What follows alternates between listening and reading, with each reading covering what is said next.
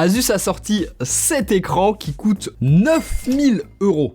Et c'est du 60 Hz. Alors non, ils ont pas complètement pété un plomb. Cet écran, il est exceptionnel sur bien d'autres aspects, vous allez voir, notamment sa dalle 8K mini LED. C'est simple, il n'y a aucun équivalent sur le marché aujourd'hui, il y a même très peu d'exemplaires qui sont disponibles de cet écran. Et c'est seulement grâce au fait que cette vidéo est une collaboration avec Asus que j'ai pu mettre la main dessus pour vous en parler aujourd'hui. Mon but c'est pas de vous dire que vous en avez absolument besoin, qu'il faut forcément l'acheter si vous êtes un professionnel qui travaille dans l'image. Moi-même, j'ai beau être rentable avec mes prods, peut-être pas non plus au point de dépenser autant pour un écran, tout aussi génialissime soit-il.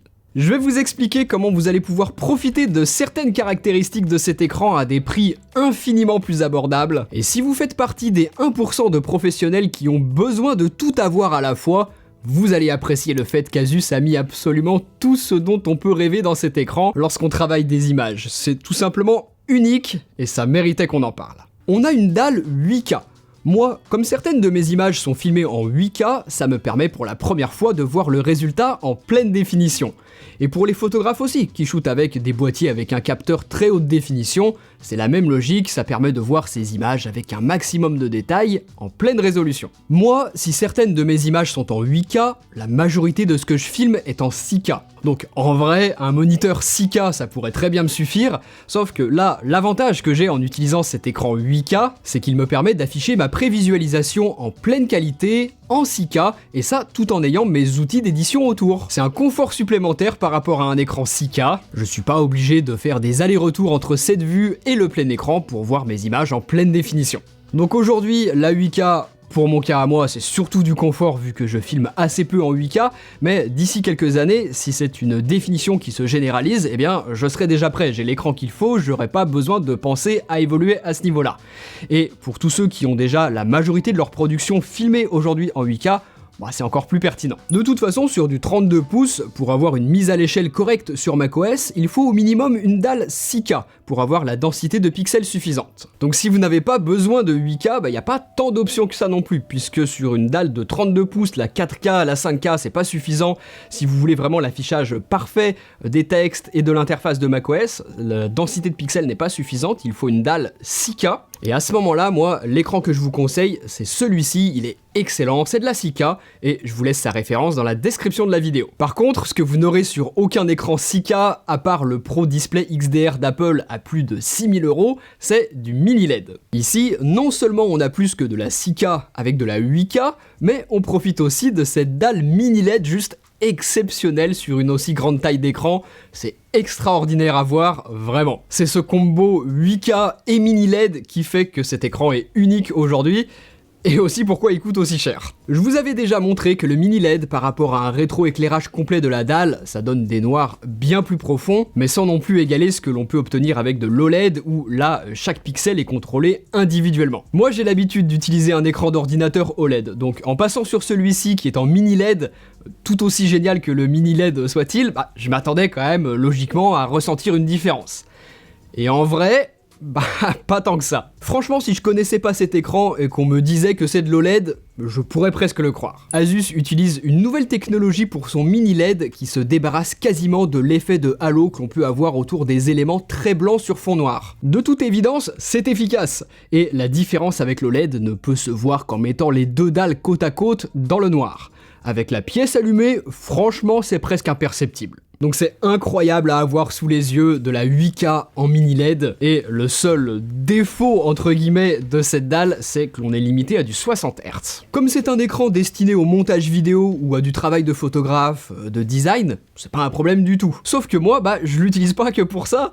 Je comprends que certains vont le mettre en salle de montage, il va rester là-bas, il va servir qu'à ça, mais d'autres, comme moi, vont aussi vouloir l'utiliser pour tout le reste. Si vous avez un MacBook Pro par exemple, vous savez que le 120 Hz c'est super agréable pour un usage classique. J'aurais adoré avoir ça sur cet écran. Pour info, oui on trouve du 120 Hz sur une dalle 4K OLED, mais rien en 6K et encore moins en 8K. Donc c'est franchement pas scandaleux de ne pas avoir du 120 Hz, puisque de toute façon j'imagine bien la complexité de proposer à la fois du 120 Hz, du mini LED et une très haute résolution. Là, Asus a choisi ce qui avait le plus d'importance et de sens pour les métiers de l'image, le mini LED et la 8K. Sur cet écran, on a également une luminosité de 1000 nits qui pique à 1200, donc bien évidemment que cet écran est compatible HDR. Comme je ne l'utilise pas que pour travailler, bah oui, regarder des films ou des séries sur des plateformes qui diffusent en HDR, c'est juste magnifique sur cet écran, c'est un bonheur vraiment.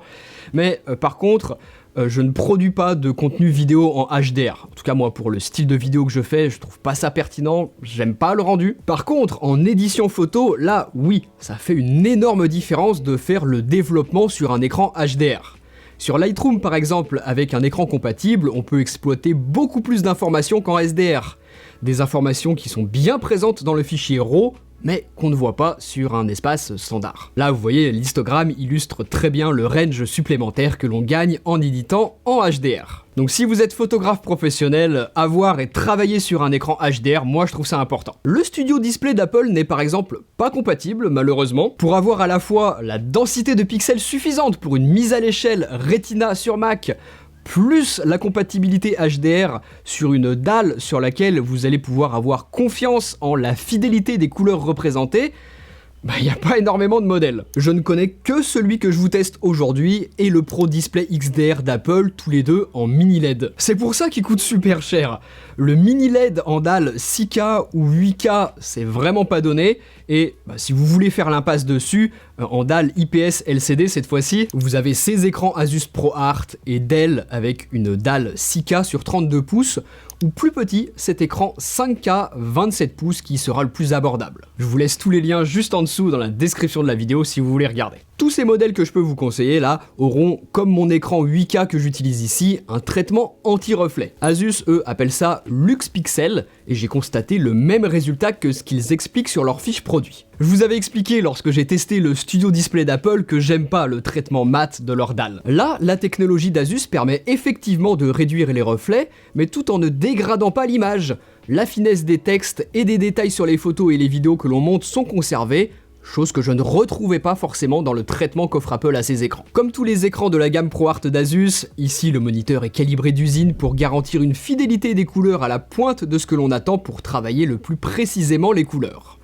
Ici, on profite également de la couverture quasi complète des espaces colorimétriques les plus larges, et ça sur une dalle 10 bits, pour des nuances et des dégradés de couleurs encore plus profonds. J'ai absolument rien à redire là-dessus, c'est idéal pour de la post-production, et on profite également d'un colorimètre intégré qui permet de refaire régulièrement un étalonnage de l'écran si besoin, sans avoir besoin d'un logiciel tierce. J'apprécie aussi le fait que je puisse stocker le profil de calibrage directement dans l'écran, et non pas sur l'ordinateur comme c'est souvent le cas. Ce qui me permet d'utiliser cet écran avec mon Mac Studio, mais aussi avec mon MacBook Pro. Lorsque j'ai commencé mon montage en déplacement, je reviens, je branche le MacBook Pro à l'écran et je retrouve instantanément mon profil colorimétrique.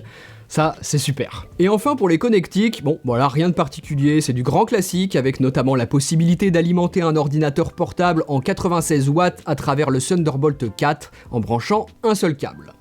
Donc oui, pas de Thunderbolt 5, ni autre chose que du HDMI 2.1, ce qui fait que l'on ne peut pas dépasser le 60 Hz. Je vous l'expliquais tout à l'heure, donc je vais pas revenir dessus, mais bah oui, pas de 120 Hz. Mais moi, ce qui m'embête le plus, c'est que cet écran est loin d'être silencieux. Il y a énormément de pixels à afficher, donc normal d'avoir une ventilation active, mais dans un environnement de travail calme, ça saute aux yeux. Alors rassurez-vous, c'est pas une grosse soufflerie, c'est assez léger, mais tout de même suffisant pour qu'on le remarque.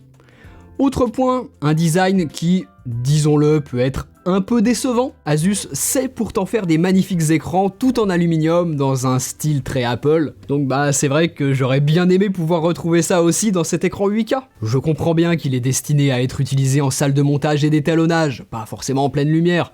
Mais c'est un peu dommage. Si l'on en croit les dernières rumeurs, Apple pourrait mettre à jour ses écrans en 2026, ils seront beaucoup plus esthétiques et le Studio Display qui passerait en mini LED serait enfin compatible HDR avec pourquoi pas du 120 Hz. Donc si vous n'avez pas absolument besoin de 8K, moi je vous conseille vraiment d'attendre de voir ce qui va sortir en 2026. Ce serait un peu dommage de se précipiter là aujourd'hui.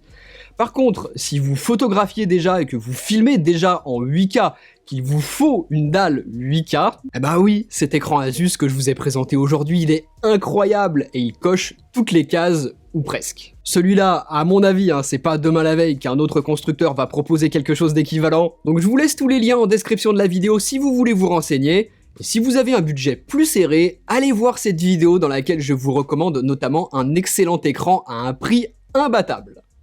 Salut!